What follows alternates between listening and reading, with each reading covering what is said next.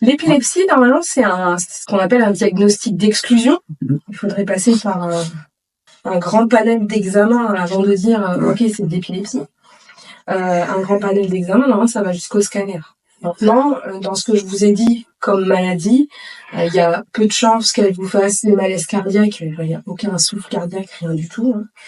Et puis surtout, vous auriez un chien qui finirait par avoir du mal à récupérer quand même. Ah, le champ de porto-systémique, ça me paraît un petit peu tard quand même.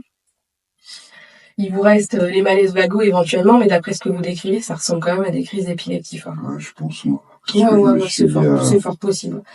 L'épilepsie, ça se traite avec des médicaments qui se donnent le matin et le soir, toutes les 12 heures.